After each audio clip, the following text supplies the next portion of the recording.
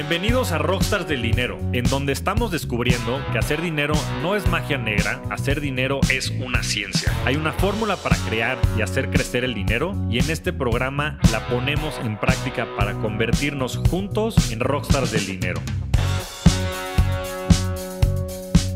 Bienvenidos nuevamente a un episodio de Rockstars del Dinero. Vamos a seguir con esta serie que llamamos Market Update y hoy tenemos un invitado de lujo. Y además también va a ser, en principio, nuestro primer video que podamos publicar. Tenemos a Rodrigo Pacheco aquí en el foro. Bienvenido, Rodrigo. ¿Cómo estás, mi querido Javier? Qué gusto estar contigo y sobre todo, pues qué bueno que me rasuré por este primer video y que me peiné más o menos. No, hombre, tú siempre muy presentable, Rodrigo. Te agradezco mucho estar por acá. Va a estar muy, muy buena la plática. De hecho, ayer publicamos en Twitter y hay muchas preguntas, creo que van a estar muy interesantes. Pero quería que nos empezaras por comentar cómo ves el entorno económico y financiero, que creo que es un poco lo que está en boca de todos hoy. Los mercados hoy, el Standard & Poor's va cerca de 20% abajo en la primera mitad del año. En fin, la inflación en máximos históricos de los últimos 40 años en Estados Unidos, en México, en el mundo. ¿Tú cómo estás viendo el entorno económico, Rodrigo? Pues la verdad es que complicado porque digamos que desde el año pasado ya veíamos una cierta fragilidad estructural en la economía. ¿Te acuerdas de este barco que se atoró allá en el canal de Suez? Y que nos mostraba que pues, la economía es muy frágil, ¿no? Es decir, es una economía muy grande, la que tenemos muy interdependiente, pero eso al mismo tiempo la hace frágil.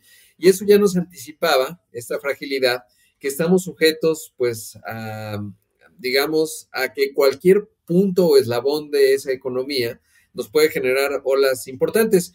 Y así cerramos el 2021 ya con un proceso de inflación. ¿Te acuerdas que la discusión era si era transitoria o era una inflación más persistente? Y luego viene la invasión de Ucrania por parte de Rusia y bueno, pues eso evidentemente acabó de detonar el proceso inflacionario que quedó muy claro que no fue transitorio y hoy ese es, pues digamos, la discusión. Hoy el planteamiento y la principal pregunta que está en la mente de todos, ayer veía, por ejemplo, la actualización del World Economic Outlook del FMI, y es si habrá recesión o no. Todo parece indicar que viene una recesión en Estados Unidos por el aumento de tasas que tiene que ocurrir para que se pueda controlar la inflación, y eso evidentemente en el caso de México, pues plantea todavía signos de interrogación más grandes, ¿no? Porque todo esto se conjunta con un entorno político pues que sigue siendo muy complicado. Justamente el presidente Trump, bueno, el expresidente Trump anuncia que se iba a competir en el 2024, un presidente Biden pues con niveles de popularidad muy bajos, en México pues una situación también compleja en materia del TEMEC, en fin, un panorama realmente, un río revuelto en este 2022, con muchos signos de interrogación, pero ya con nubarrones muy puntuales ahí dibujados en el horizonte. Sí, la verdad es que ha sido complicado y como dices, yo creo que del lado de la oferta, ¿no? Se ha visto pues todas estas restricciones que se han pues acelerado más con el tema de la guerra con Ucrania y creo que lo que pues también ha sido bien interesante ha sido la respuesta, sobre todo de la Fed, del Banco Central Europeo, en este caso también de Banco de México. ¿Cómo has visto tú eso? Porque si bien creo que es natural, también ha sido un poco controversial. O sea, ¿cuál es nos están llevando hacia una recesión? En la recesión será, como dicen, un hard landing, un soft landing. ¿Cómo tú ves que esto pueda materializarse, no sé, en 12, 18 meses viendo hacia adelante?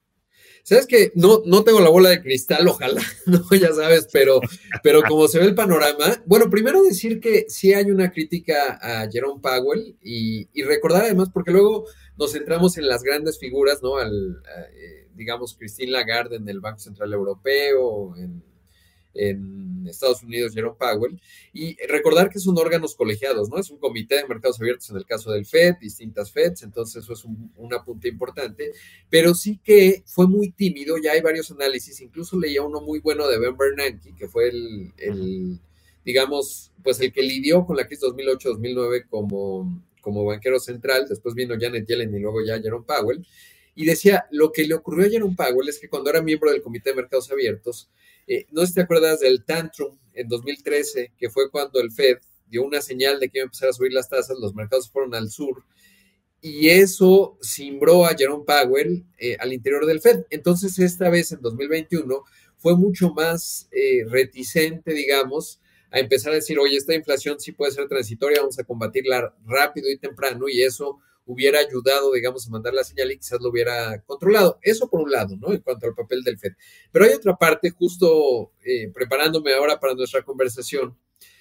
No se puede obviar, digamos, estos cheques de estímulos que dio Trump y que dio Biden, sobre todo Biden, porque pues eso también inyectó mucho dinero a la economía, a diferencia de los estímulos que se dieron en la crisis 2008-2009, en donde fueron estímulos más bien en el aparato financiero destinado a promover el crédito. En este caso, pues fueron directamente al consumo y ese dinero de los estadounidenses pues se está manifestando que tienen los estadounidenses en la bolsa, pues está manifestando probablemente en inflación, ¿no? Y eso lo advertía Larry Summers, que es un tipo muy brillante, sobrino de premios Nobel, realmente un tipo brillante, ¿no?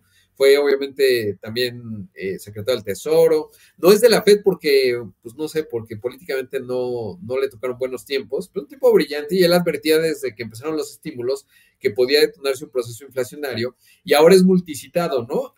Y hay un dato que a mí de muy temprano, digamos, en 2022, hubo un dato que me quedó marcado en una entrevista que hace Larry Summers con Ezra Klein.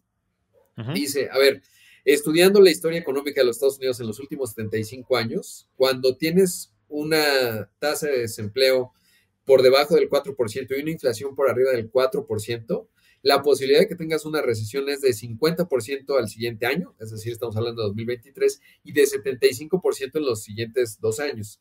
Y ahora le están tratando de debatir, digamos que, pues si viene una recesión, ¿no? Etcétera. La verdad es que es un tipo que le entiende mucho, por un lado, es una buena guía para mí, lo observo con atención. Lo tengo en un apartado en mi tweet deck, ¿no? Todo lo que tuitea Larry Summers. No lo he puesto, ahora que lo menciono, no lo he puesto en alertas, que es una buena forma de seguir temas.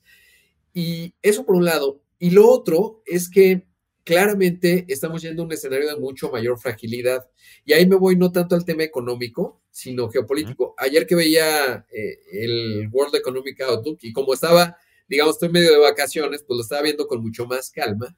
Y era interesante porque en los mecanismos para hacer la estimación del PIB, ya ves que subió México, me parece, de 2.4 para el próximo año, de acuerdo al FMI, para este año, perdón, yo creo que no, y 1.3 lo bajaron hacia el 2023, pero obviamente no hablan de una recesión. Sin embargo, ya que veías la explicación del economista en jefe, decía, cualquier choquecito que tenga la economía de Estados Unidos, pues nos va a llevar a recesión. De hecho, nosotros vemos que del cuarto trimestre de 2022 al 2023, seguro va a tener 2 trimestres consecutivos de desempeño económico negativo.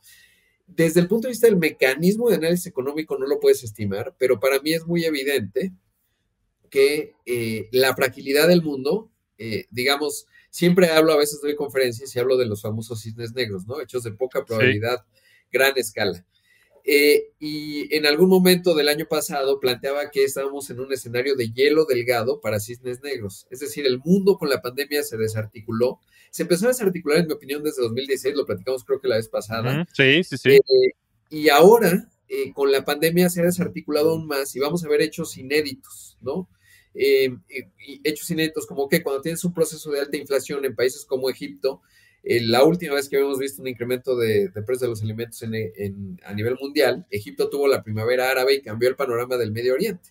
Ahora estamos teniendo exactamente lo mismo, muy presionado muchos países, pensemos, países muy grandes como Pakistán, que es una potencia nuclear, que está en una situación de mucha presión, porque ese tipo de países, cuando tú aumentas el precio de los alimentos, automáticamente te genera hambre, ¿no? A diferencia de México, tenemos esta interdependencia no solo económica, política y social con Estados Unidos, sino también en la parte agrícola, y eso nos ayuda un poco a tener una suerte de colchón, además de que sí somos un país productor de algunos alimentos, y eso no es la misma ecuación, digamos, y los márgenes son distintos. Pero piensa Pakistán. Hoy no hablamos de Pakistán así como la vez pasada que platicamos, no hablábamos tú y yo de la invasión de Ucrania, ¿no? Porque no era una realidad. Y eso, hay cosas, siempre digo en los cisnes negros, dice Nassim, y la otra vez lo decía y siempre lo repito, pero está lo que sabes, lo que sabes que no sabes, y lo que no sabes que no sabes, ahí están los cisnes negros. Y hoy que no sabemos tú y yo, ni los que nos están viendo y escuchando, ¿qué no sabemos que no sabemos? Si de repente va a haber un conflicto nuclear entre India y Pakistán, porque están muy presionado el régimen pakistaní, que está con un presidente muy débil. Digo, no soy experto en política de Pakistán, ni mucho menos, ahí voy siguiendo para tratar de entender por dónde puede saltar la liebre, y una Narendra Modi que tiene tonos nacionalistas, que también ha enfrentado un proceso de pandemia, etcétera, y supongamos que en la región del Punjab hay un error de cálculo y de repente estamos en un escenario nuclear entre el país, el segundo país más poblado de la Tierra, que por cierto en 2023 India será el primero, Sí, ya va a rebasar a China, impresionante. y Pakistán, que es otro país muy grande que tiene un ascendente importante en Asia Central. Imagínate que pues, en unos meses estamos hablando de un conflicto nuclear India-Pakistán, ¿no? Y por ahí alguien toma una mala decisión y tira una bomba atómica.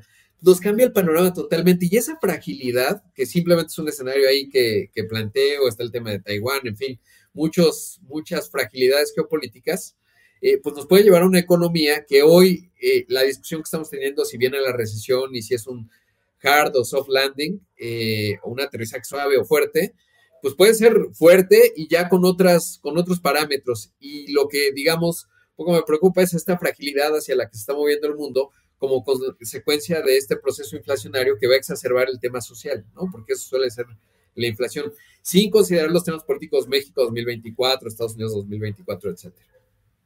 No, pues qué interesante tu punto de vista, como siempre, Rodrigo. La verdad es que a mí siempre me sorprende el conocimiento que tienes, sobre todo en materia geopolítica. Pues es fascinante. Y yo justo acabo de estar en la India hace un par de meses y se ve muy claro lo que tú estás mencionando. Hay pues un nacionalismo muy fuerte de parte de su presidente Modi con el tema sobre todo de la gente con una religión hindú, ¿no? Y en Pakistán domina la religión musulmana, ¿no? Entonces se ve muy clara esa diferencia, ¿no? Que pues yo investigando más sobre el tema, pues sabes que en la independencia de la India, que se dio a mediados del siglo pasado, pues se dio esa diferenciación, ¿no? En la cual se asignó toda la región de Pakistán a toda la gente que tenían esta descendencia o, sí, religión musulmana, pero hoy está exacerbando, como bien dices, todo este potencial conflicto geopolítico que, recordando a Nassim Taleb, pues son estos potenciales cisnes negros que te pueden cambiar las cosas de un día para el otro.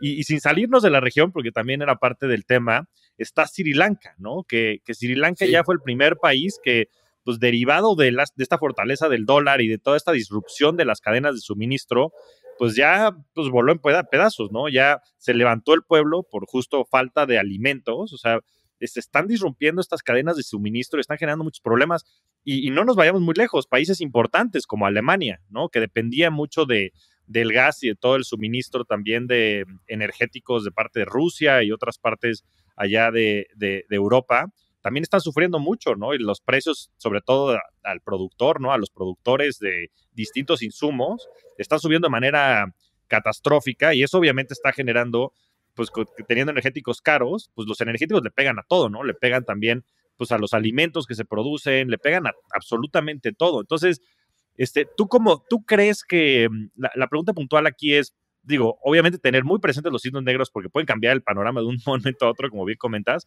pero en cuanto a la inflación, ¿tú crees que vaya a ser un tema transitorio o no? ¿O crees que vaya a ser un tema que vayamos a estar batallando con esto, no sé si permanentemente, pero durante los próximos par de años? Recuerdo la época de los 70s, que fue la última vez en donde hubieron inflaciones de este tamaño. Entiendo que la tasa de interés la subieron a niveles más altos que la misma inflación, ¿no? Justo para poderla controlar. Y la verdad es que, pues, si pensamos que van a subir las tasas de interés a niveles de 8, 9, 10% en Estados Unidos, pues bueno, el Standard & Poor's estaría probablemente a la mitad de lo que está ahorita, ¿no? Entonces, ¿cómo ves todos estos distintos engranes? Sobre todo centrándonos puntualmente ahorita en el tema de la inflación, porque creo que eso trae como otras ramificaciones. Claro, no, es una gran discusión y un buen planteamiento el que haces, mi estimado, porque digamos que hay dos asuntos, ¿no?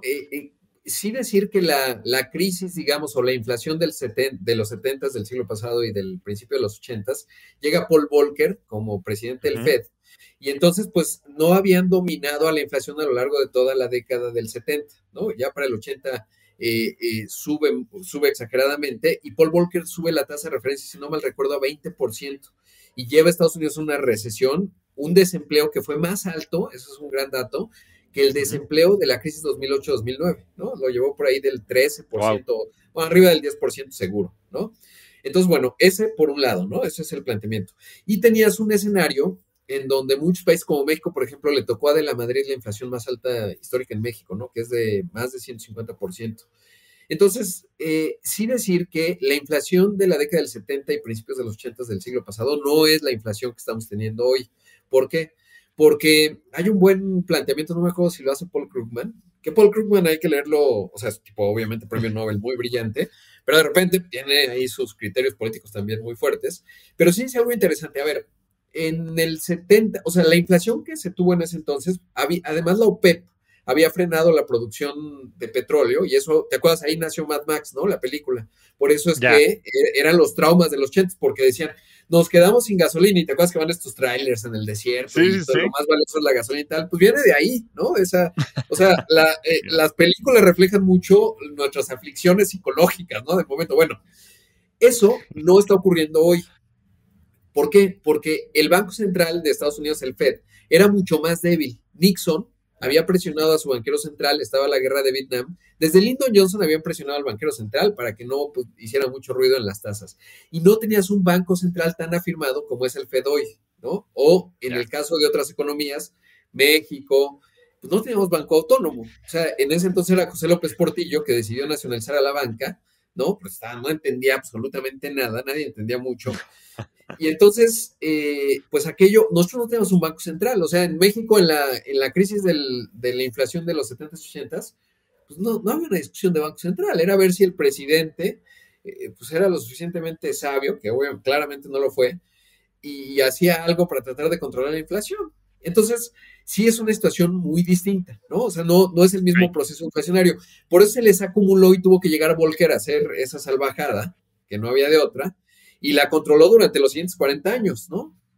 Pero a partir de ahí, el papel de los bancos centrales ha crecido muchísimo en las últimas décadas. Y entonces eso Ok. no ocurrió en los 70s y 80s. Eso es una. Dos, en países emergentes como el nuestro, la discusión no era de los bancos centrales, no existían los bancos centrales y aquello fue un verdadero desastre. O sea, América Latina padeció hiperinflación. Un buen espejo para reflejarnos es también, lo mencionaba Tayyip Erdogan, el presidente Ujú. turco, que él dijo, no, yo creo que lo mejor para cuando tienes mucha inflación es bajar la tasa de interés. Pues sí, sabes cómo está la inflación en Turquía, 70% a tasa anual. Y la otra que no tiene Banco Central, pues es Argentina, ¿no? Nada más se les fue su secretaria de Economía, que es el equivalente al secretario de Finanzas, les Ujú. renunció. Ahorita está el peso argentino en 365 pesos por dólar. Es una locura lo que le está pasando a los pobres argentinos. Hablando de cisnes negros, se está volviendo insostenible. Tengo amigos que viven en Argentina, de verdad es una locura. Aunque te vaya bien, o sea, aunque ganes, trabajes en una empresa grande, pensemos Meli o cualquier otra, que no Ujú. tienen muchas los argentinos, la estás padeciendo en serio. O sea, en serio. Y los que no tienen margen, pues es un país que era de clase media y se adelgazó. Se están yendo, o sea, la están pasando muy mal en la Argentina. Algo va a pasar en Argentina desde el punto de vista social. Porque Sí, ellos tenían, lo es Argentina ya no son cisnes negros, pasa cada 5 años, ¿no? O sea, es sí, no, es impresionante. una locura, es producto de la incompetencia política, que al final es incompetencia democrática porque los argentinos siguen votando peronismo y entre Cristina y Alberto.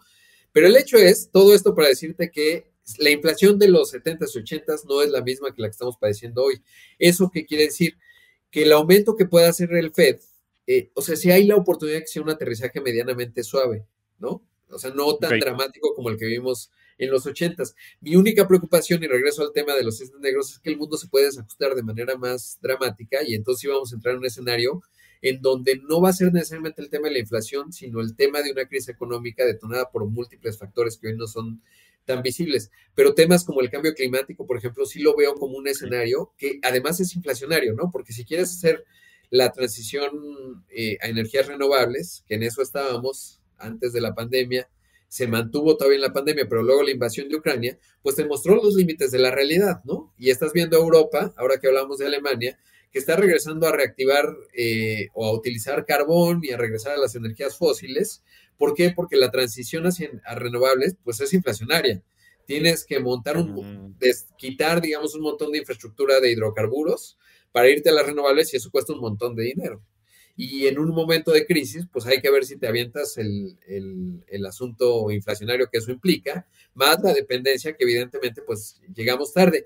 Y el aspecto político, porque en Alemania el Partido Verde, pues extrañamente, es todo un tema que habría que profundizar, digamos, digamos, estudiarle por qué, pero el Partido Verde, que es parte de la coalición de Scholz, que es el actual canciller, el sucesor de Merkel, pues resulta que no les gustan la energía nuclear, ¿no? Y es totalmente absurdo, o sea, entre Merkel y el actual gobierno, pues desactivaron, sobre todo Merkel, desactivaron las centrales nucleares porque les dio miedo lo de Fukushima. Si ves las estadísticas, pues resulta que muy pocos humanos han muerto por accidentes nucleares, o sea, aún considerando el tema Chernobyl, pero hay este miedo de un partido que tendría que apoyar las energías renovables, como el Partido Verde Alemán, y entonces esto me hace pensar, para regresar de manera concreta al tema de la inflación, que sí vamos a vivir un escenario de inflación relativamente alta en 2022, lo que sobra. Yo creo que sí tendría que tocar, si no hay un cisne negro por medio, su punto más álgido en el tercer trimestre y empezar a bajar hacia el 2023, quizás el mundo ya en una recesión. Eso del lado de la demanda pues te va a quitar mucha presión, ¿no? En términos inflacionarios, pero sujetos a cisnes negros que te pueden generar otros ruidos que hoy no son aparentes para ti, para mí, ni para nadie. Sí, pues qué interesante todo esto que dices y sobre todo el tema de los hidrocarburos, ¿no? Yo escuchaba mucho justo ese mismo argumento, ¿no? Creo que por varios estadísticos y demás, pues el hidrocarburo que tiene mejor retorno sobre inversión, y me refiero a lo que cuesta generarlo, distribuirlo, etcétera, la misma infraestructura, versus pues, lo que puedes tener de output, es sin duda el nuclear, ¿no? Y pues sé que se ha politizado mucho y pues evidentemente pasó una catástrofe muy relevante que hay que tener presente, pero pareciera que se ha subinvertido en infraestructura energética, que es lo que mueve al mundo. Al final del día, ese es el primer insumo que tienes en muchas de estas cadenas de suministro y es pues inclusive lo que pues ha estado dándole más relevancia a Rusia dentro de este conflicto geopolítico con Ucrania, ¿no? Escuchaba por ahí la posibilidad de que Estados Unidos, en vez de tener pues, estos estímulos económicos, el mismo Europa y estos jugadores importantes, pudieran tener como un plan de subsidiar de cierta manera la construcción de la infraestructura de hidrocarburos, justo para abastecer, pues, en, no sé, 5 o 10 años al mundo de manera pues, más sostenible, sin que esté tan disrumpible, por ponerle alguna palabra, a este tema. ¿Tú crees que eso podría ser un escenario en el cual pudieran decir, ¿sabes qué? Vamos a comprar petróleo, no sé, a $80 el barril durante los próximos 5 años, con la intención de que haya más jugadores, tal vez del sector privado, que se pudieran animar o bueno, energía en general, no nada más hidrocarburos, sino todo tipo de energía, para que pudieran pues, solventar esta falta de infraestructura? ¿Tú crees que se pudiera hacer algún escenario que pudiera apoyar esta salida, digamos, tanto de la recesión como de los niveles inflacionarios? Sabes que puede ser un escenario, pero te voy a decir que ahí creo que no empata los objetivos políticos de corto o mediano plazo con los de largo plazo. Eso por un Okay. lado. ¿Por qué? Porque si me ha sorprendido mucho Biden, que es un tipo pues que le entiende, tendrá su edad, si quieres tú, tiene cierto grado de senectud, pero es un tipo que tiene, o sea, no es un improvisado, y es un tipo que tiene a su lado gente lista. Y de repente se avienta unos tweets de no puede ser, las compañías de gasolina Sí. están abusando de los consumidores. O sea, que tú dirías, pues esto es digno de Andrés Manuel López Obrador o de Alberto Fernández o algo por el estilo. Es realmente extraordinario. Y entonces, ¿qué ocurre? Una de las quejas que tiene Biden justamente es que los productores shale no están abriendo nuevos pozos porque pues dicen ahorita, ¿para qué? Si lo que estoy vendiendo está caro. Pero desde la óptica de los productores de hidrocarburos, sobre todo en Estados Unidos, pues oye, a ver, yo venía de precios negativos, ¿te acuerdas? Cuando el petróleo se fue a precios negativos fue una locura. Ahí nadie salió a decir y a defenderme, ¿no? O sea, en general, a las Sí, grandes sí, empresas. sí. Se fue al sur el precio del petróleo y luego, pues obviamente van evaluando su riesgo, pues vivimos en una economía de mercado, ¿no? Entonces, si tú compras petróleo, el nivel de petróleo que se requeriría $80 para incentivar a que los productores shale en Estados Unidos produzcan más y entonces el precio empiece a bajar, uno te generaría un proceso inflacionario de todas formas, porque entonces estarías marcando que en los siguientes años el precio del petróleo sería de Claro. $80. Y entonces eso quiere decir que en la bomba de gasolina en Estados Unidos pues sería muy caro. Y tú lo que quieres es que baje la inflación rápido, de ahí las expresiones de desesperación de Biden, que a eso obedecen, o sea, tratar de Ok. capitalizar políticamente el precio alto de la gasolina, porque no hay nada peor para un estadounidense que todos se mueven en coche, ¿no? Lo sabes mejor que yo, o sea, Aún Sí, en Miami, que tienes zonas, digamos, infraestructura. gentrificadas Sí, como South Beach o Brickell, etcétera, si no estás en coche, no vas a ir a ningún lado. O sea, el monorrieles que tienen no funciona, o sea, no es una sí, sí, opción sí, de sí, sí. transporte real ni el transporte público. O sea, al estadounidense tú le subes el precio del galón a $5 y llora y dice, ¿por quién hay que votar que cambie esto? ¿No? O sea, aunque es un tema mucho más complicado, multifactorial y lo que quieras, de ahí la desesperación de Biden. Entonces, no veo que en el corto plazo, digamos, de garantizar un barril de petróleo de $80 te pudiera llevar. Y por otro lado, Europa lo que está haciendo, yo creo que es un poco como la pandemia, el catalizador de la dependencia del gas ruso y de los hidrocarburos rusos, lo que va a generar es que inviertan más en energías renovables y quizás hoy la están sufriendo, pero vamos a ver cómo países como Alemania, Francia, etcétera, ya sea por nuclear o por renovables de los otros tipos, van a acabar en 5 años activando más el tema renovable que aumentar la dependencia sobre los hidrocarburos, ¿no? ¿Por qué? Porque el cambio climático sí es un asunto real, o sea, lo que estamos viendo en Monterrey, bueno, en Nuevo León, etcétera, te muestra que los efectos, otra vez, ahí vienen los cisnes negros, ¿no? Por eso Carstens ahí escribió un paper, el BIS, en donde decía los cisnes verdes, ¿no? Porque claramente el cambio climático mueve tantas variables que te vuelve a generar hechos de poca probabilidad a gran escala. Y ahí te encargo qué pasa cuando tienes zonas que se vuelven inviables porque subió el nivel del mar en las zonas costeras, ya no, en Estados Unidos o en donde me digas, o que te quedes sin agua, ¿no? Entonces, creo que es muy visible para el mundo, digamos, en los objetivos políticos de corto plazo, pues tienes que tratar de combatir la inflación como puedas en el tema de los hidrocarburos, en el tema de los alimentos, pero en el mediano plazo sí que tienes que apostar a las renovables o esto no va a Ya. funcionar mucho, ¿no? Entonces lo veo así, o sea, como que el escenario ese que planteabas, no lo veo tan viable porque no se alinea lo de corto plazo, mediano con el largo plazo. Los renovables se alinean con el largo plazo, pero tienes un problema de corto plazo y por eso tienes que ser, digamos, apuestas muy pragmáticas en el corto, ¿no? Tan es así que incluso Biden, imagínate los sapos que tienes que traer en la política que había dicho a Mohammed bin Salman, al gobernante de facto de Arabia Ujú. Saudita, dijo, este güey es un paria porque pues descuartizó a un periodista, Khashoggi, ¿no? Entonces, yo no voy a hablar con él. Corte A, suben los precios de los energéticos, Biden quiere que Arabia Saudita Y produzca va, más ¿no? petróleo, va y le hace puñito. Y ahí está la foto, ¿no? Es una humillación para el presidente más poderoso del planeta, que es el presidente Biden. De ese tamaño es el grado de pragmatismo que tienen hoy los políticos por bajar la inflación. Ya. Es que qué interesante o sea, el momento que estamos viviendo, porque, pues como bien dices, ¿no? Yo creo que el pasado es una buena referencia, pero no es perfecta, ¿no? Y hoy los efectos de todo lo que sucede, ¿no? La guerra, en fin, el cambio climático, o sea, dijiste un tema súper relevante, o sea, estamos viviendo o enfrentándonos probablemente al mayor reto que vamos a tener como humanidad los próximos, no sé, 100 años, ¿no? Sí. Entonces, ¿cómo puedes controlar y visualizar, pues, todos estos factores y variables en una economía de mercado que justo lo que pretende es ser dinámica, ¿no? Entonces, pues tienes que estar, como dices, preparado tanto para los cisnes negros, por un lado, como para pues, los distintos escenarios que puedan ocurrir en ese inter, ¿no? A mí, la verdad es que me ha sorprendido mucho la reacción de los mercados que en estas últimas semanas, pues ha empezado a subir, ¿no? Porque justo lo que empiezan a descontar es que el escenario, como tú bien mencionas, inflacionario, se puede controlar de cierta manera, pues has visto también los precios de los commodities caer, yo creo que es un buen indicador de que van a empezar a bajar, pero también, por otro lado, sabes que la Fed está un poco amarrada por varios factores, ¿no? Porque no pueden subir mucho la tasa de interés porque la deuda de Estados Unidos ya también es estratosférica, ¿no? Y lo mismo pasa en Europa y mucho más acelerado todavía en Japón. Pero también porque vienen elecciones, ¿no? Y sabes que son periodos pues, populistas, si quieres llamarlos de alguna manera. ¿Cómo visualizas justo este tema de las elecciones, sobre todo en Estados Unidos, en este marco económico que venimos platicando? Pues sabes que no, no justo estaba viendo, digamos, el regreso de Trump, o no regreso porque nunca se fue, pero ya su intención muy clara, ya textual de que va a regresar. Y tengo mis dudas de repente de qué tanto va a pesar todas estas audiencias que están haciendo con respecto al 6 de enero, ¿no?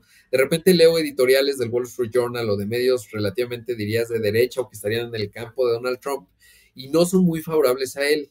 por ahí ves a figuras como Elon Musk, ¿no? Que dejó el campo demócrata relativamente Sí. y se fue al campo republicano y dice, oye, Trump, tampoco eres tú, no te engañes, es DeSantis, ¿no? El gobernador de Florida. Y soy, pero pues, todo esto es muy volátil.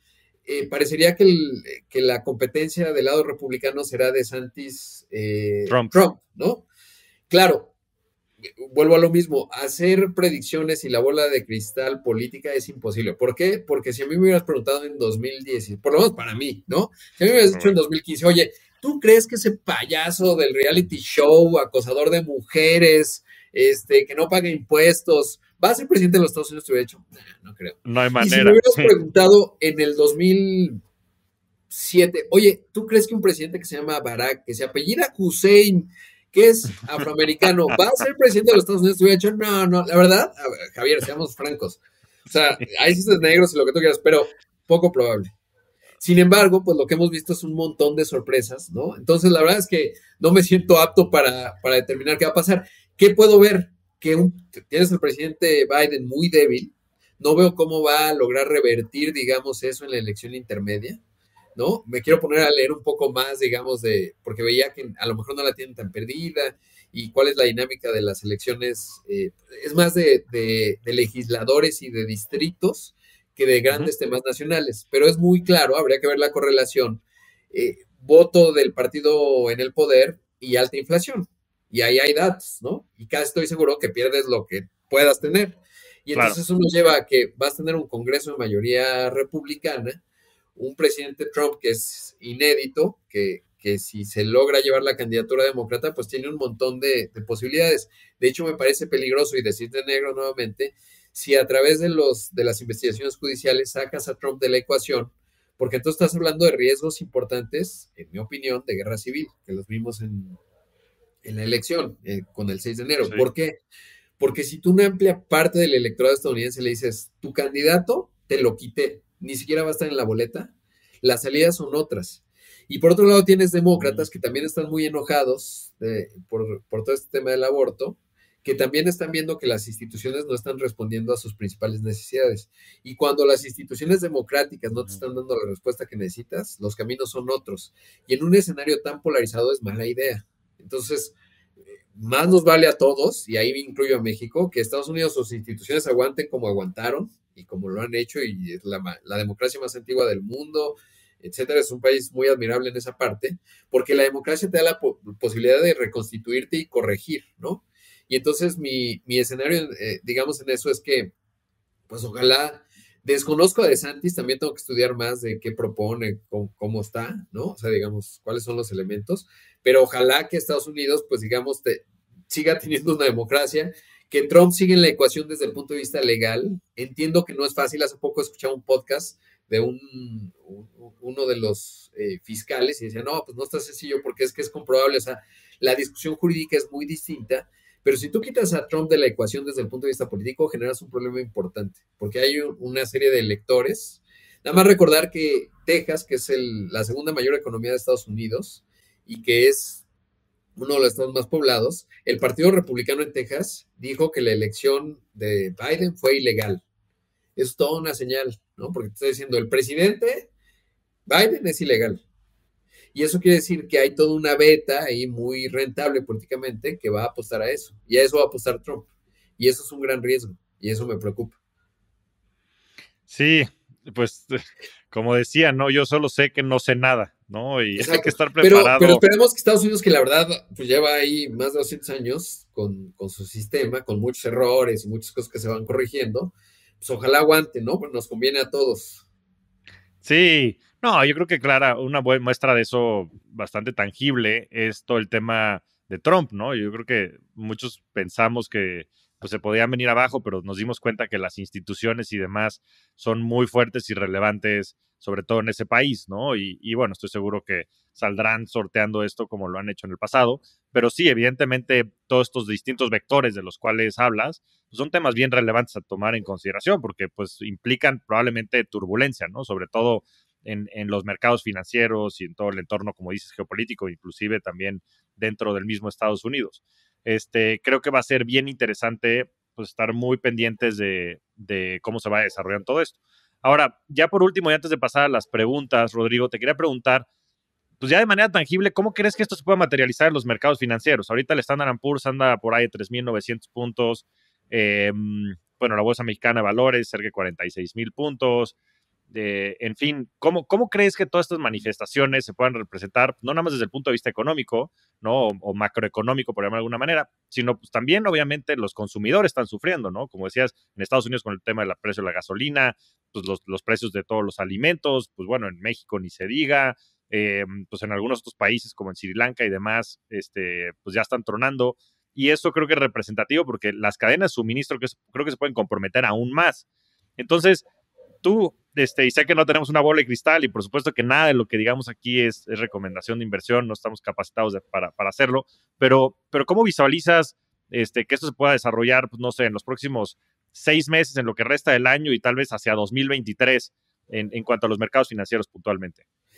¿Sabes qué pensaría? Viendo el dato de Walmart, no sé si viste que ajustó ahí su proyección de ingresos, porque dijo la inflación ya me está pegando, el consumidor está bajando, evidentemente viene una recesión en Estados Unidos como ya hablábamos, y entonces eso me hace pensar que vas a tener muchas empresas de todo tipo, pero sobre todo bienes de consumo, que van a bajar, ¿no? Y hemos observado el ajuste en las tecnológicas también en Estados Unidos, ¿no? Porque de repente Sí. las valuaciones que teníamos ya no corresponden con la realidad. Está el caso de Coindesk, ¿no? Que también ayer revisé, estoy impresionado porque yo me quedé cuando debutó Coindesk en 100 mil millones de Sí, dólares. Coinbase. Coinbase, perdón, sí, Sí, Coindesk que sí, es sí. el otro sitio. Sí, Coinbase, Sí, perdóname. Y quedé impresionado porque eran 100 mil millones de dólares, ¿te acuerdas? Ayer estaba sí, y vale revisando su 15. de valor de capitalización de mercado, 13 mil millones de dólares, una locura. Sí, Y impresionante. entonces, ¿qué creo? Que los mercados en el corto plazo pues van a estar cayendo muy volátiles. Siempre he pensado que no obedecen a mecanismos. O sea, uno de repente veo el análisis técnico y lo respeto muchísimo, ¿no? Obviamente hay gente, tú le entiendes bastante a eso. Eh, Ve en dónde están los soportes y hacen un análisis ahí técnico muy interesante. Yo creo que son gregarios, básicamente. O sea, Sí. y lo hablamos la otra vez. Si yo estoy sentado en una cafetería y de repente todo el mundo sale corriendo, lógicamente y además justificadamente yo también me saldría corriendo. Y ya que estuviera afuera, decía, oigan, ¿qué pasó? Ahora estuve en Las Claro, Vegas, ¿no? Y la gente decía, ¡ah! Se volvió loca, ¿no? ¿Por qué? Porque había la amenaza de un tirador. Pues no hubo tirador, fue alguien que pues, se generó efecto bola de nieve y, entonces y así son los mercados, ¿no? O sea, responden demasiado dramático. Me acuerdo de este libro de Alan Greenspan que es muy cuestionado Alan Greenspan ahora, y yo creo que está bien que sea muy cuestionado, pero decía, pasamos de la euforia a la depresión de los mercados, ¿no? De ya nos salvamos, yupi, ¿no? Ah, no, se hunde el barco. Y entonces creo que por lo que hablábamos del escenario muy volátil que nos espera en los siguientes 12, 18 meses, pues vamos a tener un mercado pesimista y volátil, ¿no? Volátil a la baja, pensaría. Pero en el fundamental, yo siempre pienso mucho en el value investing, ¿no? En esto que es sí, como la tesis ahí de Graham, que luego opera muy bien Warren Buffett, Buffett. ¿no? Exactamente. Y entonces, pues, a ver, yo creo que en 5 años la economía de los Estados Unidos va a seguir existiendo, sí, va a ser una economía de mercado, sí. Yo pienso que compañías, por ejemplo, ahorita, en mi opinión, no hago recomendaciones de acciones porque no las Sí. sigo ni yo, ¿no? Entonces, no es, simplemente es una reflexión. Yo creo que una empresa como Amazon, que tiene AWS, es la mayor de comercio electrónico, etcétera, ¿va a seguir existiendo en 5 años? Sí. ¿Que ya entró al negocio de la salud y tiene un potencial de crecimiento enorme? Sí. En 5 años, ¿cómo estará? Generando un montón de valor. ¿Ahorita ha caído Amazon? Sí, compro, ¿no? O sea, es buena idea, ¿no? Hay Claro. cosas sustanciales. Caso de Meta, ¿no? Facebook. Ahí no estoy tan seguro. ¿Por qué? Porque el modelo de publicidad como lo tenía se está rompiendo por Apple y otros factores. De usuario está cayendo. Eh, Mark Zuckerberg ha decidido crear, junto con otras empresas, pero básicamente crear el metaverso y ahí hay que analizar. Quiero leer un libro del metaverso que hay un tipo muy recomendable que no lo he leído, pero parece que sí le entiende. Pero el precio del dispositivo es accesible. ¿Qué tan accesible? $400. El ecosistema es suficientemente amplio. Porque el metaverso tiene sentido, claro, ¿no? O sea, si me preguntas, oye, es lógico que en 5 años tú y yo estaremos haciendo esta Ujú. charla con unos lentes de realidad virtual, la estaríamos pasando increíble y a lo mejor podríamos dibujar unas gráficas ahí y entonces sería esto riquísimo y la gente que se metiera vería vería un entorno virtual y entonces cuando yo mencioné a Paul Volcker aparecería su figura ahí, no sé, sería maravilloso. Sí, sí, sí. Claro, el tema es el precio, ¿a qué precio? Y a qué nivel de adaptación tecnológica, porque obviamente eso nos dejaría en un mercado, pues como de, no sé en México cuántas personas tendrán unos Oculus Rift de estos, ¿no? Pero pues te apuesto que no son más de 1,000, ¿no? A lo mejor llegamos a 1,000, pero no es demasiado, ¿no? Entonces, todo esto para decirte que, pues depende del caso, pero sí veo que hay que, digamos, la economía de mercado va a seguir existiendo. La principal economía de mercado se llama Estados Unidos, luego en segundo lugar China, pero a China no es tan fácil tener acceso a sus mercados de capital y además ahí hay otras discusiones. En el caso de México pienso, ahí anhelo, ahí se confunde mi anhelo con el análisis objetivo, pero pienso que somos un gran país, que la vamos a librar, tenemos riesgos también bien importantes hacia adelante en lo político y lo que tú quieras, pero creo que la estructura está ahí, hay cosas que me preocupan también, y entonces eso me hace pensar que en el largo plazo, pues nos va a ir bien, entonces cuando está barato, pues hay que ver el punto y compras, ¿no? Sin pensar que vas a transformarlo en los siguientes 12, 18 meses. No podría estar más de acuerdo, Rodrigo. La verdad Y es ahí que nada más agrego un tema, algo que sé que a ti te apasiona y ahí diferimos a veces en algunas cosas puntuales, pero en el tema criptoactivos, ¿no? uh-huh. Bitcoin, por ejemplo, yo 5 años ya lo he dicho, no la veo, no resisto la inflación, etcétera, pero hay otros cripto, sobre todo blockchain, y algunos criptoactivos, pienso en Ethereum, pues están bajos, pero creo que en 5 años van a mostrar su valor. Otras como Bitcoin, etcétera, no estoy nada seguro. Es más, ahí sí soy decididamente muy pesimista, no la veo porque no tiene, por un montón de discusiones que ya, no discusiones, hemos pláticas tenido, sí. que hemos tenido, pero hay otros activos que sí creo que hay un valor real, ¿no? Que generan estas tecnologías, de repente hiperhype o sobrevalorado, pero el valor ahí está, ¿no? Y hay que ver a dónde va. Y habrá cosas interesantes, ¿no? En ese escenario. Ya no me lo preguntaste, pero ya lo dije yo. No, pues ya nos estamos adelantando hasta las preguntas, pero me da gusto verte cada vez más, un poco más optimista. Bueno, siempre ha sido optimista el tema de blockchain, eso te lo tengo que reconocer. Ya ahorita entraremos un poco más a detalle el tema de Bitcoin y Ethereum, pero bueno, yo coincido también contigo, yo creo que Ethereum tiene mucho más valor porque los casos de uso simplemente son mayores, ¿no? Y, Exacto. en fin, tienes todo este tema de decentralized finance y demás que se está, pues, manifestando de manera importante y creo que eso, pues, va a terminar teniendo mucho valor, pero me quedo mucho con el comentario que decías sobre, pues, las empresas que están verdaderamente innovando y que están teniendo y generando valor. En el caso específico de Amazon, Amazon está bajo 40% desde sus máximos históricos. Entonces, pues sí, evidentemente yo creo que las acciones probabilísticamente de Amazon en 5 años van a estar más arriba de donde están hoy, ¿no? Exacto, Como decíamos, o sea, no es una gran oportunidad, ¿no? De Tesla, por ejemplo, es de pronóstico reservado de Meta, como decía, ¿no? Tesla porque todos los que han apostado en contra de Elon Musk les ha ido pésimamente mal. Y entonces, sí. si ves estadísticamente, pues no sé, a mí el tipo me cae bien, ¿no? O sea, me parece que lo que hizo en Twitter mala idea, ¿no? O sea, entiendo también porque había un tema de evaluación, ¿no? Las evaluaciones se cayeron de todas las tecnológicas. Oye, yo iba a comprar a 44,000 millones, ¿sí eran? No, Sí, 54,000 millones de dólares. Bueno, y se sí, ajustó el precio, ya no lo quiero comprar, ¿no? O sea, y voy a inventar lo que tenga que inventar para salirme de ese entuerto. Además, políticamente es una pesadilla del infierno, ¿no? Entonces yo creo que se equivocó ahí durísimo, pero porque es muy volátil y muy caprichoso, pero es un genio, ¿no? es Entonces, un genio. si pienso en Tesla, digo, no, pues sí, le creo un poco más de lo que no le creo, ¿no? Entonces, no Sí. sé, pero bueno. Tesla, o sea, a ver, yo creo que Amazon, por el impacto que ya tiene, pues en la economía, o sea, de manera general, a mí me impresiona. Mi hijo adora Amazon, o sea, Sí, llega sí. a mi casa a buscar paquetes de Amazon, o sea, o sea, es un fenómeno de, pues ya generacional, en el cual, pues tú quieres comprar algo y lo compras en Amazon, ¿no? Sí. Entonces, eso no va a desaparecer, pues ya, o sea, en general, las ventas que tienen, la infraestructura que tienen desarrollada, la marca, como decías, AWS, la cantidad de negocios en los que está involucrado y lo que va a seguir creciendo, porque simplemente es agregar nuevas funciones que pues, apalancas mucho toda la infraestructura que tienes desarrollada, ¿no? Entonces, pues sí, sin duda yo creo que esas cosas van a seguir subiendo. Sí, Y o en por otro América lado, Latina, Meli, ¿no? O sea, Mercado sí, Libre, es Mercado un Libre. avión, está baratísimo. Te digo, no es recomendación, de verdad, quiero decirlo muy claro, solo cosas que me generan entusiasmo, porque más que ver el mercado en sí, lo que me encanta ver es las empresas innovando y haciendo cosas, ¿no? Entonces hay como por todos Exacto. lados buenas cosas. Mercado Libre está bajo 60%, llegó a $2,000 por acción, está en menos de 800, ¿no? Y, en fin, habrá muchas cosas que hagan o no hagan sentido y pues todo esto en perspectiva, después digamos, pues es obvio, ¿no? Porque siempre Sí, pasan las cosas exacto. así, pero bueno, son buenos momentos. Y por otro lado tienes, pues ya este fenómeno que creo que es muy claro de que las divisas fiat, pues se deprecian en el tiempo, o sea, y es una realidad, ¿no?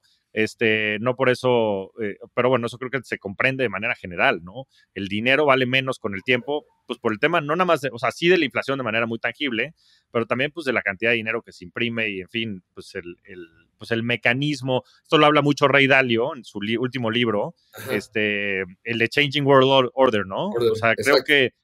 creo que es muy claro y muy tangible, ¿no? Pues al final del día tú quieres ir a comprar algo y digo, la inflación es el mejor indicador para representarlo en ese sentido, ¿no? Entonces, pues de tener dinero, sobre todo si lo vas a tener los próximos 5 años, pues mejor inviértelo en alguna de estas empresas, seguramente irá mejor.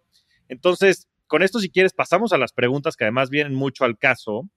Y nos pregunta José Renteral en Twitter, ¿cuál es tu opinión sobre la fortaleza del peso entre toda la canasta de divisas en general? Pues la verdad es que soy muy optimista en México. Ahí les recomiendo mucho. Puso un tweet Gerardo Esquivel, que se quiere reelegir en el Ujú, banco, por eso también está callado y echa muchas porras. Pero no, algo que, a ver, es que hay que ver a México global, porque de repente tienes personas, sobre todo pues del ámbito empresarial y tal, y muchos de ellos dicen, no, se va a acabar el país, es un desastre, ¿no? Y la verdad es que pues ya llevamos, por el presidente López Obrador, ¿no? Hay que decir las cosas como son. Entonces decían, no, no, ya se va a acabar. Y la verdad es que tiene cosas muy malas, de verdad, muy malas, pero otras no tan malas, sobre todo en el escenario México, y no dependen de él. Pero una parte que es positiva del país y que es positiva de él es el Banco de México. Tienes un Banco de México autónomo con autonomía constitucional. Entonces ya podría decir él, el otro día he hecho una metáfora hace unos meses que ahí sí no me preocupé, pero dije, oh, nos va a empezar a generar mucho ruido en esa parte, que decía, pues es que los técnicos del banco dicen que si apagas el coche, pues ya no se calienta, pero el coche ya no avanza, porque ya le empezó a doler que empiezan a subir la tasa, ¿no? No sí. le entiende realmente, de verdad no le entiende. Y entonces dije, oh, les va a empezar a generar grilla al Banco de México. Pero todos los nombramientos que ha hecho, o sea, los 4 nombramientos de los 5 que hay en la Junta de Gobierno, pues han sido buenos nombramientos, como sea, ¿no? El de Victoria Rodríguez Ceja pensaría que es pues una figura que tiene todavía una curva de aprendizaje que recorrer, que ha sido un poco tímida, etcétera, pero ha sido ortodoxa, ¿no? En esa parte. Y entonces, cuando tú vas y ves América Latina y dices, a ver, ¿cuáles son los países importantes de América Latina? Básicamente hay 2, tendría que haber 4, pero Brasil, que viene la elección, el regreso de Lula, un montón de incertidumbres, su Banco Central apenas acaba de ser autónomo hace unos años, entonces ahí hay muchos signos de interrogación, tiene un proceso inflacionario más alto, una economía no tan vinculada al mundo. Entonces Brasil, pues más dudas que México, sin duda. Y además, tienes una economía menos global, o sea, el nivel de intercambio que tiene Brasil y de interdependencia con Europa, con Estados Unidos o con China, pues no tiene nada que ver con México, es un país de commodities, básicamente. ¿No? Es un país muy grande, Ujú. muy respetable, tiene grandes startups, un ecosistema bien interesante, etcétera. O sea, no es en demérito de ellos, pero tiene otras características distintas. Un mercado doméstico mucho más grande que el mexicano. No tienes Argentina, Argentina no está, ¿no? O sea, Argentina No, sí. simplemente no está. Ahora que decías del DeFi, por eso tiene mucho sentido que Coinbase haya lanzado Ujú. Visa en Argentina. Si tú eres argentino, dices, ¿cómo hago mi dinero una cripto? O sea, en 3 minutos. Y en esos países pues, tiene mucho sentido. En países que han colapsado totalmente, pues el tema cripto tiene un montón de relevancia. De Sobre todo porque relevancia, no tienes claro. ningún ente que pueda ponerle un tope a la destrucción de tu riqueza, ¿no? Luego tienes otros como Colombia que no tienen la escala de México. O sea, simplemente no la tienes, un país muy distinto. Perú tampoco tiene la escala de México. Chile ni se hable, ¿no? En términos de tamaño económico. Entonces tienes a México, Ujú.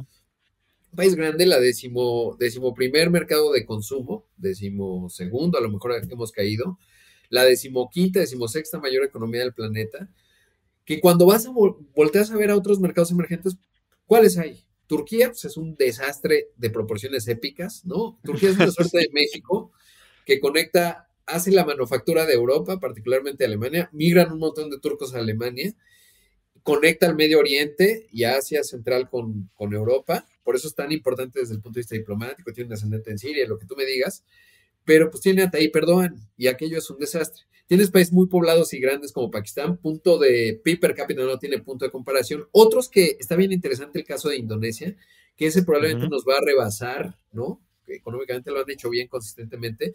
Me llama la atención que el presidente indonesio se reunió con Elon Musk, que eso te dice mucho. No por Elon Musk, te dice mucho por la visión de un presidente que es rentable políticamente reunirte con Elon Musk. Acá nuestro Claro. presidente cree que es un millonario excéntrico, ¿no? No entiende nada. Bueno, no importa. Entonces, no hay muchos Méxicos allá afuera. Y luego, cuando tú ves la divisa, el peso como moneda, dices, a ver, ¿responde a mecanismos de mercado? Sí. O sea, es el Banco de México, tienes una oferta-demanda de dólares, eh, tienes esa estabilidad, digamos que no depende de decisiones arbitrarias. Es un país muy integrado con el mundo que intercambia un montón con Estados Unidos. Salieron los datos de la primera mitad del año, exportamos más de 200,000 millones de dólares, con un crecimiento de doble dígito, importamos también muchísimo, ¿no? Entonces somos un país muy integrado, con un mercado doméstico importante, con fundamentales fuertes, y con un presidente que difícilmente se va a meter con el Banco de México, entonces eso te da, si observas al resto del mundo, pues un país relativamente atractivo cuando quieres tener exposición a emergentes, ¿no? Y eso es en parte lo que creo que explica la fortaleza del peso.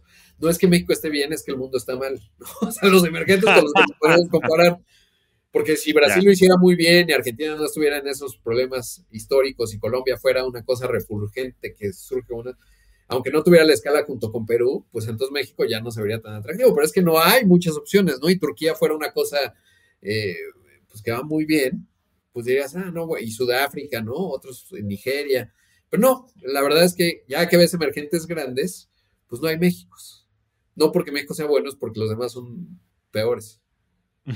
Y quiero mucho mi país y además creo que soy muy optimista, o sea, creo que somos un gran país, pero bueno. sí, no, pues recomiendo mucho que escuchen la primera versión o el primer episodio que grabé con Rodrigo.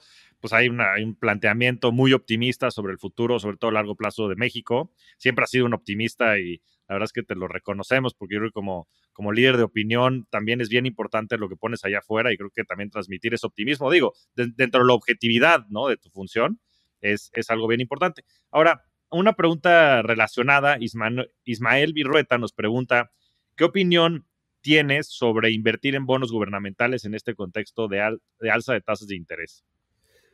Pues digamos que es la apuesta más segura, ¿no? O sea, el famoso CT directo. A mí me decepcionó el CT directo, ¿te acuerdas cuando se descompuso y no podías tener acceso a Sí, tu cuenta? Desastre. La verdad es que, o sea, creo que es lo más conservador que puedes hacer, buena idea en lugar de tenerlo en el banco. Yo creo que ahí puede haber otras totalmente. opciones interesantes, pero no creo que las finanzas públicas mexicanas, si en el 2024 tenemos un problema, hace poco escribía Luis Rubio en el Reforma, escribe los domingos, una buena editorial y hacía una gran metáfora que me gustó mucho, decía, cuando vas al Palacio de Versalles, allá en Francia, cuentan que el palacio lo construyó Luis XIV, lo disfrutó Luis XV y pagó la factura Luis XVI, que es el que acabó en la guillotina, ¿no? Ajá. Entonces decía, pues un poco lo mismo, ahora está, López Obrador está disfrutando el palacio que construyó el neoliberalismo, que ha sido tan terrible, pero el éxito de México, Sí, esta fortaleza del peso, es producto de la estructura neoliberal, entre comillas, que se construyó pues desde el 94, desde tiempos de Salinas a la fecha, con todos sus errores, corrupción y lo que ustedes quieran, tienen razón,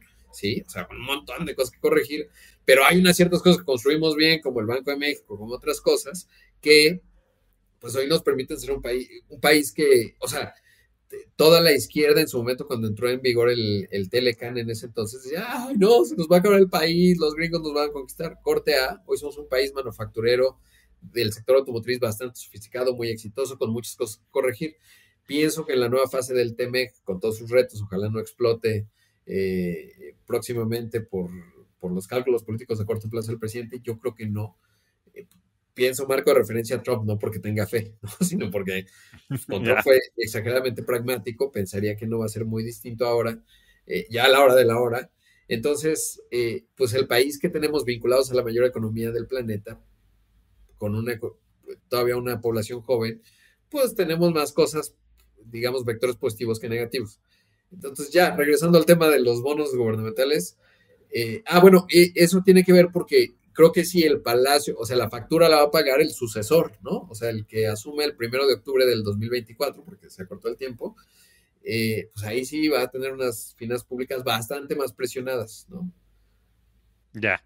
Pues sí, de acuerdo. Yo creo que sobre todo lo que decías, ¿no? A mí me sigue impresionando y voy a seguir luchando con eso durante el tiempo que me queden con estos micrófonos, que haya casi 300,000 millones de dólares en cuentas a la vista en bancos, ¿no? Es una locura. O sea, Sí, este, es muchísimo dinero que está al 0% cuando hoy la tasa de referencia está casi al 8%, ¿no? O sea, esos 300,000 podrían estar generando pues 24,000 millones de dólares de patrimonio adicional para la gente. Entonces, pues sí, CETES directo tendrá sus deficiencias, pero pues bueno, prefiero que el sistema esté caído un par de veces a estar dejando 8% en la calle y si no, exactamente. use GBM Plus, tiene Smart Cash, que también paga cerca del 7%, si no me equivoco. Entonces busquen opciones que estén invertidas en CETES. Yo creo que es una manera segura de generar rendimientos, como dices, con un riesgo muy bajo. Ahora, relacionado, nos pregunta Paco Luna, que cuál es tu opinión en cuanto a la deuda pública que tiene Estados Unidos, relacionado un poco también a este tema, que ya es de 30 trillion, son billones, entiendo en español, de dólares, y pues que ya representa más del 100% del PIB, ¿no? Creo que es el 124%. Dicen que pues a este ritmo y un poco siguiendo el hilo de lo que decía también Ray Dalio, pues para el 2050 aquí estiman que pueda estar cerca del 200%. Entonces, o sea, ¿cómo ves tú esa situación en la actualidad y sobre todo manifestándose hacia adelante? Sabes que estoy en progreso en esa discusión porque estoy leyendo lo de Ray Dalio, me he tardado, me ha costado trabajo porque de repente pone demasiadas variables y lo complica un poco demasiado y digamos el apalancamiento, desapalancamiento es más claro, pero creo que Estados Unidos al ser la nación indispensable, el otro día, no, ¿a quién leía? Ah, creo que leía a Tyler Cohen, que la vez pasada también lo recomendaba en su columna de Bloomberg, y Ujú. él decía, ¿por qué el dólar? O sea, porque, a ver, si Estados Unidos va camino a un desastre de proporciones épicas por su nivel de deuda, ¿por qué el dólar está tan fuerte? Es la pregunta, ¿no? O sea, el peso está fuerte, pero el dólar está más fuerte. Todo se ha caído con respecto al dólar y un poco con respecto al peso, ¿no? O sea, de emergentes y el euro ya ves que ahora está 1 a 1. ¿Por qué? No, pues porque Estados Unidos, nos guste o no, sigue siendo la nación, no sé si indispensable, pero el referente global más importante. Y la supremacía del dólar no va a dejar de ocurrir. ¿Por qué? Porque ¿qué sustituiría al dólar? Ya quedamos que los criptoactivos no va a ocurrir porque de hecho la regulación que ya planteó Biden en ese sentido, la del Reino Unido y tal, va avanzando a que tengas monedas digitales, pueden ser cripto o no, vinculadas a los bancos centrales. O sea, lo mismo que ya Ujú. tenemos, dinero digital vinculado a los bancos centrales. Eso no va a cambiar. Y desde la vez pasada platicábamos que los bancos centrales, a ver, o sea, que un Estado tiene tres acciones muy importantes. El monopolio legítimo de la violencia, si deja Ujú. de tener eso, tienes un problema grave. México tiene algunas zonas del país en donde eso no ocurre, es un problema. Dos, cobrar impuestos. Y para cobrar impuestos tienes que determinar la moneda, porque yo no puedo llegar, el SAT no va a llegar conmigo y me dice, oye, Rodrigo, págame impuestos. Ay, te voy a pagar con estas plumas. Entonces me va a decir, tú estás loco, güey. Págame impuestos en pesos mexicanos. Por eso es Ujú. importante que una de las acepciones que tiene el Estado es definir la moneda. Y eso, salvo que haya una revolución social muy profunda y el Estado-Nación desaparezca, no va a dejar de ocurrir. Y entonces, tú tienes al dólar con Estados Unidos, que es la nación, la economía más grande del planeta por un lado, pero que si tú te, oye, Javier, vamos a venderle a los chinos algo, oye, nos van a pagar en yuanes, de aquí a un contrato de un año. ¿Qué va a hacer Xi Jinping? Porque si Xi Jinping mañana decide que va a tener una política monetaria muy blanda porque está enfrentando una crisis inmobiliaria enorme y porque quiere incentivar el consumo al interior de China para pasar de una fase de exportador de manufacturas a consumo interno, pues puede ocurrir. ¿Y qué Sí. mecanismo real hay? O sea, el Banco de China, ¿conoces al Jerome Powell de China y cómo funciona su banco central? Pues no, yo tampoco. Entonces eso me da una enorme desconfianza. Tú no me pagas en yuanes, ¿no? Ni en rublos, en euros a lo mejor sí, pero pues mejor en dólares, ¿no?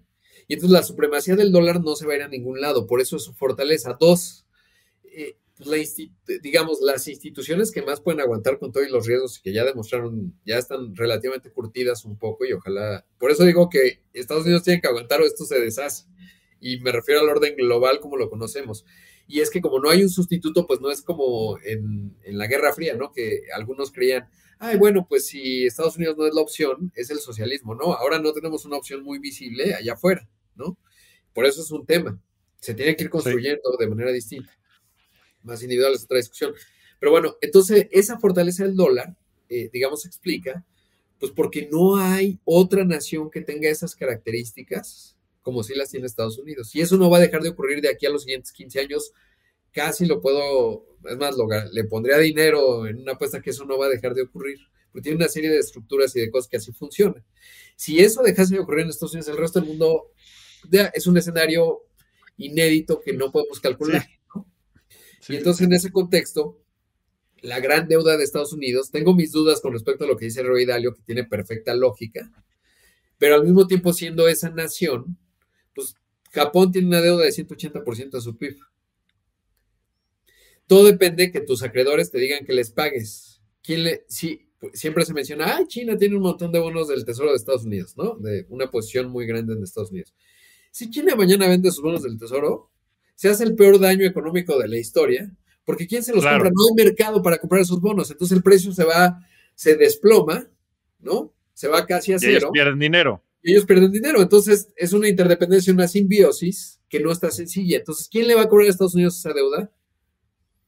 No lo tengo muy claro y esa es mi duda con lo de Ray Dalio, ¿no? Tengo que estudiarlo más a profundidad. Pero cuando él dice, no, pues es que un día se desapalancan, pues ¿quién le va a cobrar? O sea, ¿quién hoy está en la posición de sustituir a Estados Unidos? Porque el que lo pueda sustituir le podría cobrar. China, no, que es el único que le podría cobrar, ¿no? Grande. Porque además luego pasa a los temas militares, ¿no? O sea, entonces ya estás hablando de un escenario poco constructivo para todos y entonces por eso me hace pensar, no me preocupa tanto el ritmo de la deuda de Estados Unidos, me preocupa la parte fiscal, digamos, pero no Ok, la deuda acumulada de Estados Unidos, porque es una máquina que va produciendo y consumiendo gasolina o ya. electricidad, ¿no? Para estar hablando de los Sí, combustibles.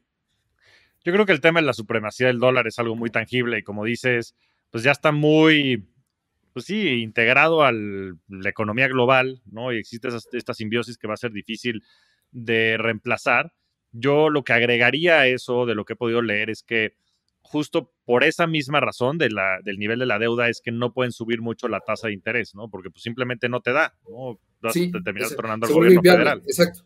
Sí, sí, Exacto. ya hay una buena discusión de lo que le hace justamente al sistema financiero, ¿no? Hace poco Ujú, Jamie Dimon, ujú. el CEO de JP Morgan, decía, no sabemos si es huracán clase uno o clase 5. Yo como lo interpretaba ese primer comentario que lo dio en una conferencia, es, pues claro, JP Morgan le está tirando una señal al Fed para que tenga cuidado porque está en el interés de JP Morgan que los mercados no caigan tanto y entonces le está mandando una Fed. Hasta que reportó resultados JP Morgan y sí traía un impacto significativo y dije, no, JP Morgan, Jamie Dimon lo está diciendo porque sí lo está sintiendo en el balance del banco. Y una de las cosas que decía Jamie Dimon, nos hicieron exámenes de estrés y pues yo creo que no corresponden con la realidad. Pero claramente suben las tasas, pues un montón de renta, de tasa variable en Estados Unidos, sales de la ecuación. En México no estamos tan conscientes de ello como consumidores de cosas financieras, porque las tasas hipotecarias son fijas, ¿no? Las tarjetas Sí, de crédito, pues somos más bien la mitad totalero, o sea, como que no es la misma dinámica que en Estados Unidos, en donde tu vida se vuelve inviable de un momento a otro si la tasa sube demasiado, ¿no? Y eso que mencionas es fundamental. No pueden darle un pie al propio sistema financiero estadounidense, entonces tienen que ir con tiento. Por eso es una discusión bien compleja la del Fed, ¿no? sí. No, y es por eso que creo que pues es difícil que puedan subir mucho más tasas de interés, ¿no? Y dicen que creo que mucho de lo que también dice Dalio y en general lo que he estado pudiendo leer es que la manera después de salir o solventar esa deuda, pues es a través de imprimir más dinero, ¿no? Es de Sí, seguir expandiendo la base monetaria, y digo, eso no necesariamente le pega a la inflación porque el otro factor no nada más es la impresión de dinero, sino la velocidad del dinero. Si ese dinero no se mueve, pues no genera inflación. que es un Entonces, poco lo que ocurrió con lo de 2008-2009, ¿no? exacto. El Y problema después es en que ahora, 2020. pero en 2020 siento, ahí es una gran discusión, porque en 2020 siento que Bueno, como te sí, dieron cheques de 600, 1200, ahora que estaba allá en Las los, Vegas, platicaba con un Uber, ¿no? Y entonces me decía, pues es cubano. Y me decía, no, y le digo, oye, ¿cómo les fue? Porque pues, estábamos impresionados tú ves la infraestructura de Las Vegas y dices, ¿qué les habrá pasado a estos cuates en la pandemia? ¿No? Se apagaron los casinos. Entonces nos contaba este cuate, dice, yo vivía en uno de estos edificios y veía la de Strip y apagado, ¿no? Muy impresionante, como de guerra zombie, ¿no? Y entonces le decía, no, pues estuvo durísimo. Y mi curiosidad era, oye, pues ¿cómo le hicieron, no? O sea, y me decía, no, brother, hablaba así con un acento muy, muy cubano de La Habana. Me decía, Sí. no, ya sabes cómo somos los latinos. Y entonces nos dieron cheques y cheques y cheques y cheques y cheques.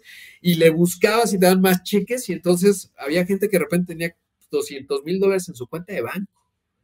Y entonces creo que está vinculado a otro fenómeno, a la gran renuncia. O sea, pues tú tenías, Claro, pues un mercado mucho más dinámico en lo laboral, no es como México, que es más lento. Pues tú dices, a ver, si me están dando un cheque, que más o menos me pagan lo mismo, por trabajar de barista en una cafetería en el Starbucks o donde sea, pues mejor me quedo en mi casa, ¿no? Lo que me contaba es que ahora se está ajustando porque muchos no cumplen con los criterios, le están diciendo dame la lana de regreso. Entonces están ahí haciendo un crack porque obviamente Estados Unidos ya tiene un problema de inflación. Pero a diferencia del 2008-2009, creo que esta vez sí se manifestó en dinero. Y por eso claro. la recuperación fue muy potente, las que no estaban alineados con la oferta, porque no calculabas. Sin estímulo, tú como vendedor de coches decías, a ver, por eso el tema de los microprocesadores, tú decías, a ver, no voy a mandar a hacer muchos microprocesadores porque dado el tamaño de impacto económico que tuvimos en 2020, la recuperación va a ser más lenta y si me voy a revisar la estadística no va a ser tan rápida. Pero como había mucho estímulo, pues resulta que sí había demanda de coches y tú no tenías los coches necesarios para vender y entonces generó todo este desastre, ¿no? En temas desde el lado de la oferta, digamos. Sí, tienes toda la razón, ¿no? Y esa, o sea, en fin, ese consumo que se ve también muy reflejado inclusive en pues en las empresas, ¿no? En la bolsa, tuviste la recuperación Sí, económica, sí. bueno, no económica, la Evaluaciones, recuperación, la exacto. evaluación, es una locura, o sea, subió, pues ese mismo año, en 3 meses estabas en máximos históricos, ¿no? En Sí. medio de la peor crisis Y los Robin Hood humanitaria y del tal, porque, siglo, exacto, porque además estabas en tu ¿sí? casa, tenías algo de dinero que te está dando el gobierno, lo que sea, y decías, bueno, pues estoy en mi casa frente a una computadora y te sale un Robin Hood o te salen ciertas propuestas de criptoactivos, esta de Coinbase. No, Celsius, ¿no? Ah, Este que sí, acaba de bueno, todo lo que colapsar. voló, sí, Una cosa que lo estaba viendo y decía, no, pues esto es demasiado complejo, pero pues te decían, oye, yo te doy una tasa de rendimiento 20% anual, pues, y estoy en mi computadora, clic, clic, clic, clic, clic, claro que sí, ¿no? Sin hacer el análisis fundamental claro, que habría que hacer para ver si aquello era sostenible. O lo de Luna y tal, ¿no? O sea, de repente había sí, sí, demasiado sí, dinero buscando con mucho tiempo disponible, mucho más digitalizado que lo que viste en 2008-2009, que no había dinero en el gasto, o sea, no te dieron cheques a ti, se los dieron a los bancos, ¿no? claro, Eh, sí. Y eso es lo que hace que todos estos momentos sean bien interesantes, ¿no? Porque, como dicen, la historia se repite, la historia no se repite, pero sí rima, pero con factores distintos que son sí, difíciles de prever en el tiempo, ¿no? Y sí. en medio de estos cisnes negros. Pero yo por eso sí creo que el tema de la política monetaria expansiva va a continuar, porque creo que esa es la manera en la que, pues, justo solventas todos estos dilemas que ponen, pues, los niveles de endeudamiento de los países, ¿no? Y bueno, creo que el mejor ejemplo de esto es Japón, ¿no? A mí me impresiona que ahí han decidido mantener la tasa en niveles pues, básicamente cero y siguen con esa misma política, ¿no? Y pareciera que no va a cambiar. Ahora, la siguiente pregunta es sobre el tema de criptomonedas. Yo creo que ya comentaste algo, no sé si te gustaría comentar algo más. Nos pregunta Rodrigo Alfaro, ¿cuál es tu opinión sobre el tema de criptomonedas? ¿Platicaste algo sobre Ethereum y el Ajá. potencial? ¿Algo más que te gustaría comentar en ese sentido? No, básicamente, o sea que sigo, digamos, entusiasta del blockchain como tal. Eh, Ahora he tenido un poco más de dudas porque, sabes que entre la última vez que hablamos, poquito después, porque ya ves que yo estaba muy en la discusión y hablando muy Uh de -huh. lo fundamental del dinero, ¿no? O sea, ahora creo que hay tres aspectos. Uno, el aspecto monetario, que ya decíamos, que a veces a los entusiastas de la tecnología les falla la parte de política monetaria, ¿no? O sea, de esa parte. Correcto. Luego está la parte de la tecnología, ahí ya tienes a Vitalik y tal, que están haciendo su nuevo Proof of Stake en vez de Proof of Sí. Work. Todavía me falta clavarme un montón, no sé si me va a dar la vida para hacerlo, pero eso es interesante. Y en tercer lugar, el tema del precio, porque escuchando a Roy Dalio, justamente, él decía, bueno, pues para mí es medio oro digital, ¿por qué? Porque hace un análisis muy puntual de, digamos, del De las precio por sus características. fundamentales en Ah, ya. cuanto a la dinámica del mercado. Entonces decía Roy Dalio, pues ¿cuál es el tamaño del mercado? De la demanda, ¿no? De corto plazo, de Bitcoin. En ese entonces todavía no empezaba la crisis de los criptoactivos. Y decía, bueno, pues es tal. Él decía, no, bueno, para mí el oro es mejor porque hay más oro allá afuera, etcétera, una serie de cosas. Pero hay una buena discusión del precio por el precio mismo, no tanto del análisis fundamental que es el que yo planteaba la vez pasada. Y ahí pues, se vuelve interesante. En el corto plazo es claro que el precio pues no va bien y no creo que vaya porque hay un montón de fundamentales y mucha fragilidad. Ahora esto que le ocurrió a justamente de Coinbase, cuando ayer Bloomberg dio a conocer, bueno, en estos días, porque no sé cómo va a salir esto, pero recientemente Bloomberg daba a conocer que la SEC, la Securities and Exchange Commission, que es el órgano que regula a las empresas públicas en Estados Unidos, estaba haciendo una investigación si había vendido securities, ¿no? Criptoactivos como activos, sí. securities o no. Y entonces, bueno, pues eso te genera una enorme fragilidad, porque desde el punto de vista regulatorio, por lo que decía de que, pues una de las prerrogativas del Estado es el Banco Central y determinar la moneda, te hacen así clic y en 2 minutos acaban con el precio de tu criptoactivo. Y entonces, más allá de que esté bien o mal, eso es una enorme fragilidad de tu criptoactivo. Y a eso está sujeto. Si mañana Estados Unidos dice, no se prohíbe, porque no lo van a prohibir, simplemente le pueden poner impuestos hasta que te canses. Y jurídicamente habría que ver cómo se arme. Pues, lo que vamos a, la preeminencia va a estar sobre una stablecoin o una criptoactivo vinculado al Banco Central, al Fed. Entonces, pues automáticamente Bitcoin pues podría hacerlo inviable porque le puedes, y todos los que no sean esa, les vamos a cobrar muchos impuestos y otras 3 que podemos dejar allá afuera. Te destruye en 2 minutos, ¿no? Y entonces sí es una fragilidad inherente a la regulación. Y habría que pensar si los incentivos de la regulación depende de qué activo están alineados. Y entonces eso te hace muy frágil. Y a mí no me gusta esa fragilidad, ¿no? Por lo menos. Pero hay otros, por ejemplo, como blockchain, que sí creo que tiene un caso de uso, y por lo tanto Ethereum. Y habrá otras que no conozco, que sí les veo más casos de uso. Ya lo habíamos dicho la vez pasada, remesas, etcétera. Y yo creo, países destruidos como Venezuela, Argentina, etcétera. Argentina, Turquía. Tienen un montón de casos de usos, pero en países como México no tiene tanto caso de uso en esa parte. En remesas sí que lo tiene. Por eso a mí me generó mucho entusiasmo, escribí hasta el cansancio, hasta parecía que me pagaron cuando Coinbase anunció que iba a hacer remesas cripto, pero con stablecoin y con tarjeta. Entonces dije, eso le abre, nada más son 54 mil millones de dólares de remesas, con que se lleve el 10% son 5 mil millones de dólares, pero sobre todo la base de clientes, que eso es lo que está buscando, ¿no? Claro. Y Bitso lo mismo, ¿no? Entonces, pues eso dije, wow, qué buena noticia, porque eso genera una solución de finanzas descentralizadas que tiene un caso de uso con respecto a un montón de mexicanos que hoy no están en la inclusión financiera, ¿no?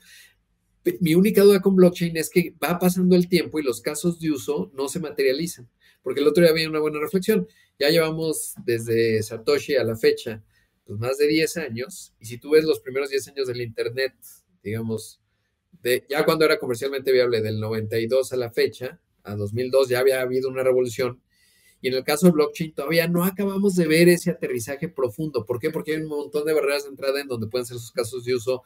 Le hace temas notariales, le hace comercio internacional. Por ejemplo, comercio internacional, mi pregunta es por qué no está ocurriendo.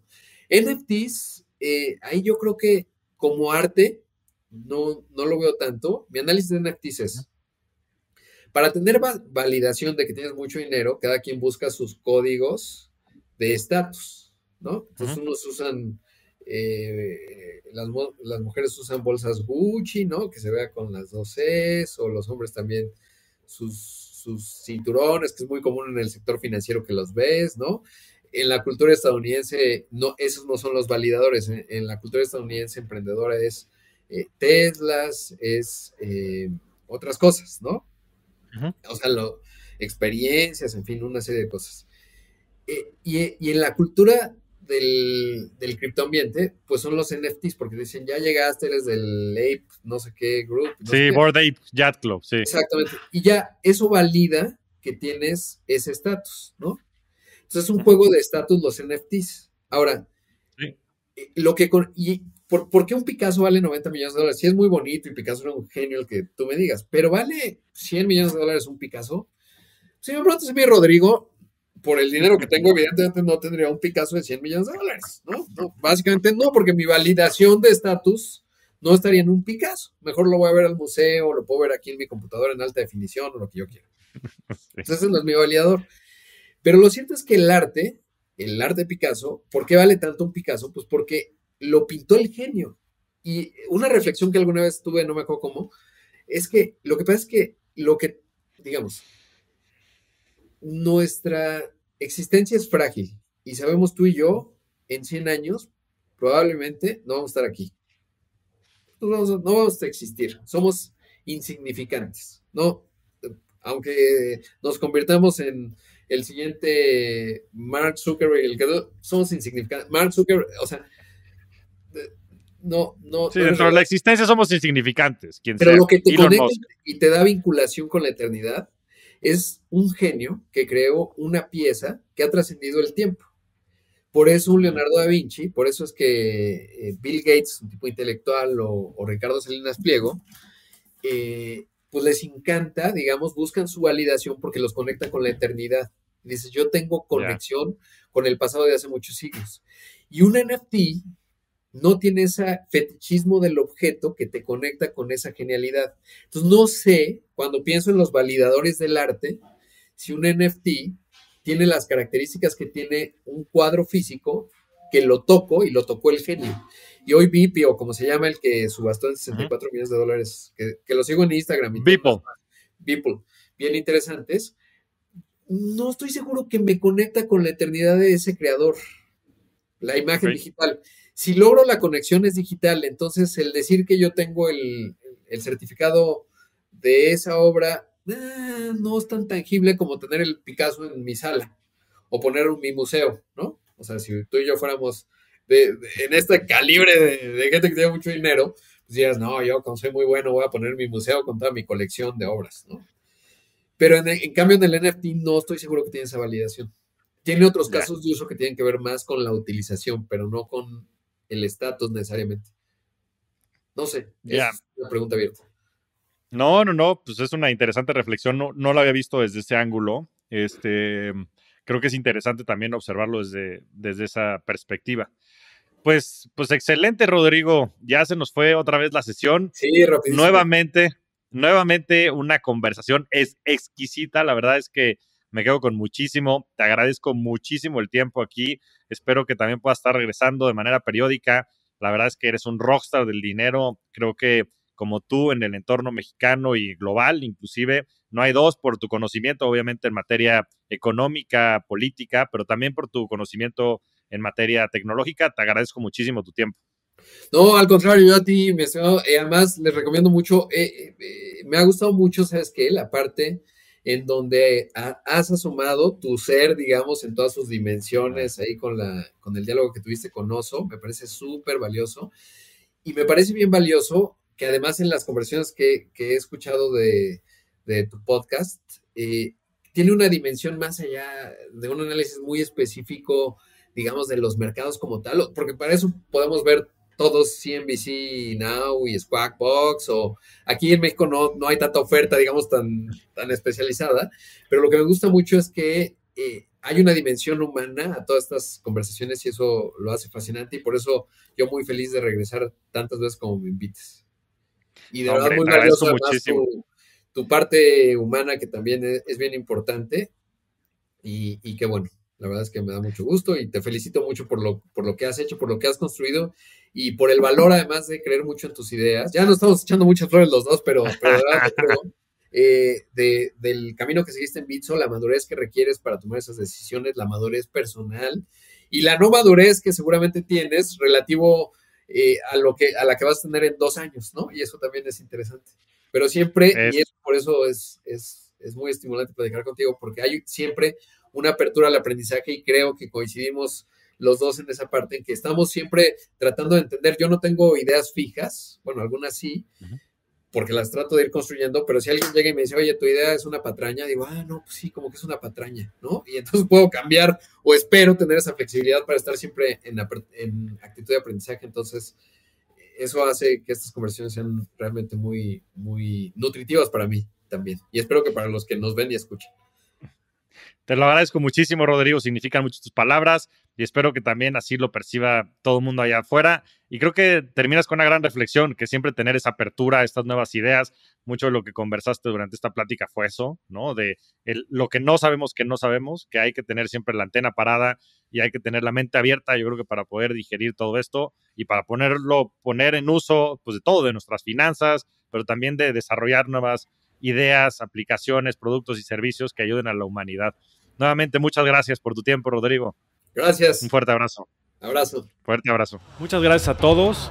Nos vemos semana a semana en este espacio para convertirnos juntos en rockstars del dinero.